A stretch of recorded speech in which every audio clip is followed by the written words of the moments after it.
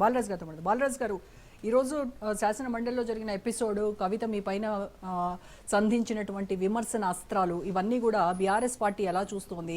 మేజర్గా మీ పార్టీలో అంతర్గత డెమోక్రసీ లేదని ఆవిడ ఆరోపించారు. అలాగే పార్టీ రాజ్యాంగం అనేది ఒక జోక్ కింద చూస్తారని చెప్పారు. బీజేపీ కక్షతో కవితను జైలుకు పంపితే బీఆర్ఎస్ నాయకులు ఎవరూ అండగా నిలబడలేదు.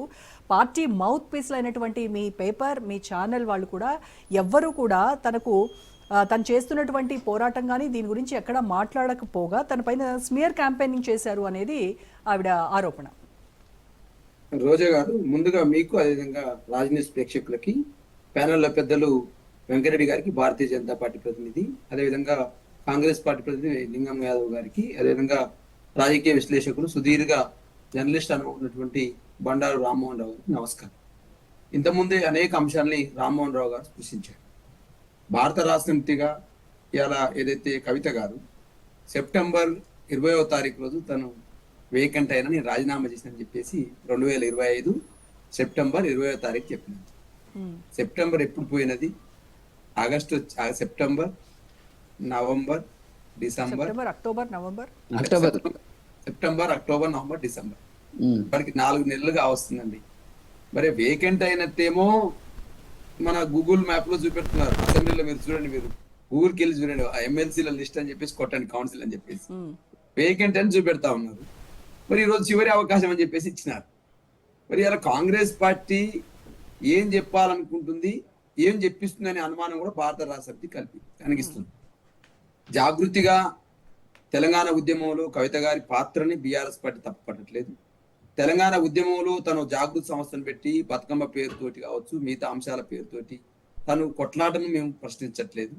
అదే క్రమంలో ఇవాళ భారత రాష్ట్రపతిని ప్రశ్నించేటప్పుడు, టిఆర్ఎస్ను ప్రశ్నించేటప్పుడు, ఉద్యమ పార్టీగా ప్రశ్నించేటప్పుడు ఈ ప్రశ్నలన్నీ ఒకవేళ మీరు తప్పులని అన్నట్టయితే ఆ తప్పులకు మీరు కూడా సాక్ష్యమే కదా. మరి అవన్నీ భరించలేకే కదా, ఏదో ఒక రోజు రోజా గారు రామ్మోహన్ రావు గారు ఇంతకుముందు చెప్పినారు, ఒకవేళ మేము చేస్తున్న తప్పులని చెప్పేసి మీరు నాడు ఎంపీగా ఉన్నప్పుడు, లేదా ఎమ్మెల్సీగా ఉన్నప్పుడు, లేకపోతే తెలంగాణ ఉద్యమంలో జాగృతి సంస్థ నడుపుతున్నప్పుడు మేము చేస్తున్నవి తప్పులు, తెలంగాణ ఉద్యమ పార్టీగా మీరు చేస్తున్న తప్పులను మీరు విమర్శించి బయటకు వస్తే తను ఒక లెజెండరీ లీడర్గా తయారయ్యేవారని చెప్పేసి ఇంతకుముందు రామ్మోహన్ గారు చెప్పిన మాటలు నేను ఏకీభవిస్తాను. ఆ రోజు మీరు ఎంపీగా తెలంగాణ ఉద్యమంలో మీరు ఉద్యమం చేసిరు కాబట్టే కేసీఆర్ గారు ఒక అవకాశం ఇద్దాము, ఒక మహిళగా, కేసీఆర్ కూతురిగా కాకుండా ఒక తెలంగాణ ఉద్యమంలో జాగృతి అనే సంస్థను పెట్టింది, బతుకమ్మ అనే సంస్థను పెట్టింది, తనకి ఇంట్రెస్ట్ కూడా ఉంది, ఖచ్చితంగా ఒక నిజామాబాద్ ఎంపీగా అవకాశం ఇద్దామని ఇచ్చినారు. నిజామాబాద్ ఎంపీగా అవకాశం ఇచ్చినప్పుడు నిజామాబాద్లో ఉన్నటువంటి 10 మంది ఎమ్మెల్యేలు నిజామాబాద్లో ఉన్నటువంటి 10 మంది ఎమ్మెల్యే గెలిస్తేనే మీరు ఎంపీగా గెలిచారనే వాస్తవాన్ని కూడా మర్చిపోకూడదని చెప్పే అంశాన్ని రాజు గారు తెలియజేస్తా ఉన్నారు. రెండోది, ఇవాళ మీరు ఏదైతే ఇవాళ ప్రభుత్వం వచ్చి 2 సంవత్సరాలు అవుతుంది, కాంగ్రెస్ పార్టీ మేము ప్రతిపక్షంలోకి వచ్చి బీఆర్ఎస్ పార్టీ 2 సంవత్సరాలు అవుతుంది. ఇవాళ అధికారంలో ఉన్నటువంటి పక్షము ఇవాళ అనేక అంశాలు ఉన్నాయండి. ఇవాళ మీరు జనం బాట పేరుతో కావచ్చు, జాగృతి బాట పేరుతో కావచ్చు, మీరు ఒకవేళ అన్ని అంశాలు సృష్టించాలనుకుంటే, ఒకవేళ సాంస్కృతికమైనటువంటి అంశాలను సృష్టించాలనుకుంటే దేవాలయ పేరుతో కావచ్చు, తెలంగాణ సంస్కృతి సంబంధించిన అంశాల్లో కావచ్చు, ఇవాళ ఉన్నటువంటి కాంగ్రెస్ పార్టీ ఏం చేస్తుంది, కాంగ్రెస్ ప్రభుత్వం రేవంత్ రెడ్డి ఏం చేస్తుంది ప్రశ్నించాలి. అవి కూడా ప్రశ్నించారు. గత ప్రెస్ మీట్లు కనుక చూసినట్టయితే కాంగ్రెస్ పార్టీని ప్రశ్నిస్తూనే ఉన్నారు, విమర్శిస్తూనే ఉన్నారు, కానీ అది తక్కువ శాతం. నేనేమంటే బీఆర్ఎస్ తన ఎయిమ్, తన టార్గెట్ అంతా బీఆర్ఎస్, హరీష్ రావు, కేటీఆర్ ని డైరెక్ట్ గా అనలేదు, ఆయన మిగతా వాళ్ళందరూ జగదీష్ రెడ్డి, కృష్ణారావు, వీళ్ళందరినీ టార్గెట్ చేస్తున్నారు. సార్ నేనేమంటాను మేడం, ఒకవేళ ప్రశ్నించదలుచుకుంటే నాడు ప్రశ్నిస్తే నీకు ప్రజలలో సానుభూతి పెరిగేది, అదేవిధంగా ఉద్యమకారుల పట్ల సానుభూతి పెరిగేది, అదేవిధంగా మిగతా పార్టీ శ్రేణుల పట్ల కూడా మీకు సానుభూతి పెరిగేది. అదే కవిత గారు అడుగుతున్నారని చెప్పేసి పార్టీ కూడా కొన్ని ప్రచారాలు చేసుకునేదేమో ఆ రోజు మీరు చెప్తే. కానీ ఈ రోజు మీరు బయటికి వెళ్ళి అన్ని అయిపోయిన తర్వాతకి, అధికారం పోయిన తర్వాతకి ప్రశ్నించే అంశాన్ని ప్రజలు గమనిస్తున్న అంశాన్ని స్పష్టంగా తెలియజేస్తాం. సో పార్టీలో ఉన్నప్పుడు ప్రశ్నించుంటే మీరు సరిదిద్దుకునేటువంటి ప్రయత్నం చేసేవాళ్ళు అంటారు. నేను అంటున్నాను, ఆ రోజు అవకాశం దొరికేది కానీ అంటున్నాను. ఈ రోజు మాట్లాడడం ద్వారా వచ్చే ప్రయోజనం ఏముంటదంటే, కాంగ్రెస్ పార్టీ ప్రభుత్వానికి, రేవంత్ రెడ్డి గారికి ఒక చేయూతను అందిస్తున్నట్టుగా కనపడుతున్నది తప్ప ఇదేదో బీఆర్ఎస్ ని విమర్శిస్తున్నట్టుగా కనపడతలేని అంశాన్ని స్పష్టంగా రాజు గారు తెలియదలుచుకున్న మొదటి పాయింట్.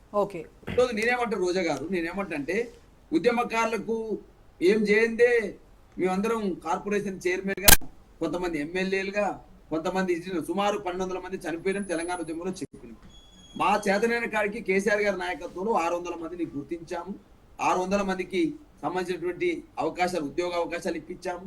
వారికి సంబంధించిన 10 లక్షల సంబంధించిన సాయం చేశాము. వారికి గుర్తింపునిచ్చి సన్మానించే సందర్భాలను గుర్తు చేస్తాము.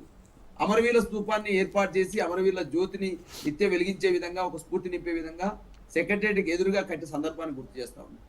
అదేవిధంగా అనేక సందర్భాలు ఉద్యమకారుల గురించి మాట్లాడే సందర్భంలో ఇవాళ అనేక మంది ఉద్యమకారులు జర్నలిస్టులుగా ఉన్న వాళ్ళని, అనేక మంది ఉద్యమకారులు కళాకారులు ఉన్న వాళ్ళని, అనేక మంది ఉద్యమకారులు విద్యార్థులుగా ఉన్న వాళ్ళని, అనేక ఉద్యమకారులు BRS party, TRS party, Telangana ఉద్యమం కోసం పనిచేసిన వాళ్ళని కేసీఆర్ గారి నాయకత్వంలో గుర్తించిన సందర్భాన్ని గుర్తు చేస్తా ఉన్నా. రైట్. ఈ రోజు ఇంకొక విషయం ఏంటంటే బీజేపీ కేసీఆర్ పైన ఉన్నటువంటి కక్షతో ఢిల్లీ లిక్కర్ స్కామ్ లో ఆవిడని అరెస్ట్ చేసి జైలుకు పంపినప్పుడు ఏ బీఆర్ఎస్ నాయకుడు కూడా తనకు అండగా నిలబడలేదు. ఒంటరిగా ఈడీతో 3 ఏళ్లు తాను పోరాటం చేశానని చెప్తున్నారు. రోజా గారు, మీరు సీనియర్ జర్నలిస్టు, ఈ తెలంగాణ రాజకీయాల్ని, అదేవిధంగా తెలంగాణ రాష్ట్రంలో జరుగుతున్న పరిణామాలను ప్రతిదీ నిత్యం మీరు గమనిస్తూ ఉంటారు. మీకు నేను చెప్పాల్సిన అవసరం లేదు. ఇలా రాజ్ న్యూస్ ద్వారా మరొకసారి ఏం చెప్తున్నామంటే, లిక్కర్ సంబంధించిన అంశం వచ్చినప్పుడు కేసీఆర్ గారి మీద కుట్రతోటే కేసీఆర్ గారి కూతుర్ని, కవిత గారిని అరెస్ట్ చేస్తా ఉన్నారు, ఇరకాటంలో పెడతా ఉన్నారు అనే అంశాన్ని స్పష్టంగా బీఆర్ఎస్ పార్టీగా, బీఆర్ఎస్ పార్టీ శ్రేణులు, బీఆర్ఎస్ పార్టీ సమాజం, తెలంగాణ సమాజాన్ని, మహిళా సమాజాన్ని, దాంతో పాటుగా మా పార్టీ వర్కిపేటగా ఉన్న కేటీఆర్ గారు, ఇవాళ నువ్వు విమర్శలు చేస్తున్నటువంటి హరీష్ రావు గారు, పార్టీ నాయకత్వం అంతా కూడా మీ వెనకాల ఉంది అనే అంశాన్ని స్పష్టంగా రాజ్ న్యూస్ ద్వారా తెలియజేస్తా ఉన్నాం. ఒకవేళ మీ వెనకాల లేకపోతే ఒక 7-8 రోజులు ఢిల్లీలో ఎందుకు ఉండాల్సి వచ్చింది హరీష్ రావు గారు కానీ, కేటీఆర్ గారు కానీ, మా మాజీ మంత్రివర్యులు కానీ, అదేవిధంగా పార్టీ ఎమ్మెల్యేలు కానీ, పార్టీ సమాజం అంతా ఎందుకు ఉండాల్సి వచ్చింది?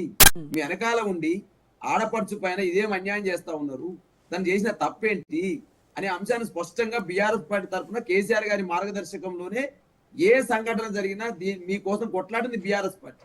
మీ వెనకాల ఉన్నది బీఆర్ఎస్ పార్టీ. కవిత ఒక్కటి కాదు కదా, కవిత అంటే బీఆర్ఎస్ పార్టీ కుటుంబంలో సభ్యురాలు అనుకున్నాం మేము ఆ రోజు. బీఆర్ఎస్ పార్టీ సభ్యురాలుగా, కేసీఆర్ గారి కూతురుగా మీ వెనకాల ఉండలే.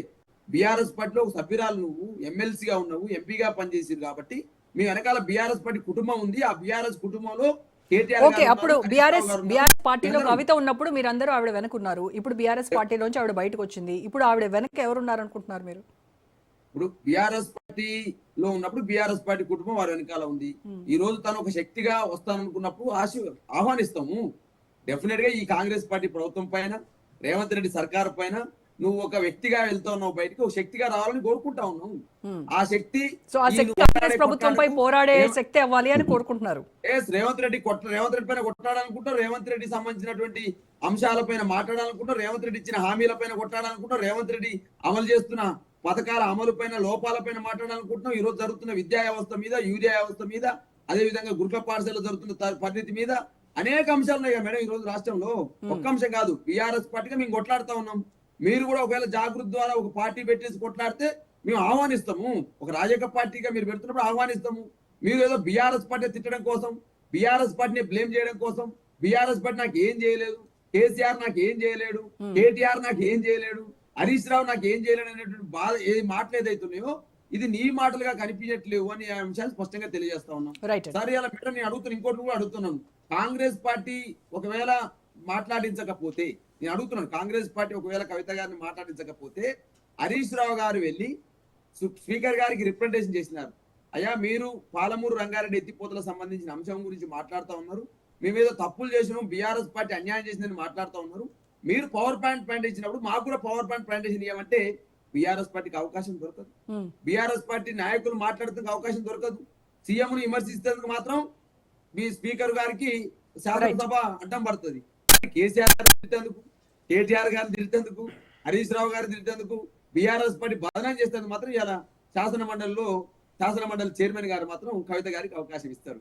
మరి దీన్ని ఏమనుకోవాలి మేడం? ఎవరి వెనకాలనే నడిపిస్తారు, ఎవరి కోసం నడిపిస్తారు, ఎందుకోసం నడిపిస్తారు, ఎవరి ప్రయోజనాలకు నడిపిస్తారు అనే అంశాన్ని స్పష్టంగా తెలంగాణ కవిత వెనుకున్నటువంటి అదృశ్య శక్తి హస్తం అంటారు, అదృశ్య హస్తం నడిపిస్తోంది అంటారు. కాంగ్రెస్ పార్టీ ఒకవేళ తను కాంగ్రెస్ పార్టీలోకి వెళ్ళాలనుకుంటే వెళ్ళమనండి, లేకపోతే ఇచ్చి స్వతంత్రంగా పార్టీ పెట్టమంటే పెట్టమని చెప్పండి. మీకు కొట్లాడాల్సింది ఎవరి మీద? కొట్లాడాల్సింది ఎవరి మీద? కాంగ్రెస్ పార్టీ మీద. ఈరోజు అధికారంలో ఎవరు? కాంగ్రెస్ పార్టీ రేవంత్ రెడ్డి ప్రభుత్వం పైన కొట్లాడు. ఇలా గురుకుల పాఠశాల అనేక రకాల ఇబ్బందులు రైట్ వెంకటరెడ్డి గారితో మాట్లాడదాం. సో వెంకటరెడ్డి గారు వీళ్ళ మీద కొట్లాడండి.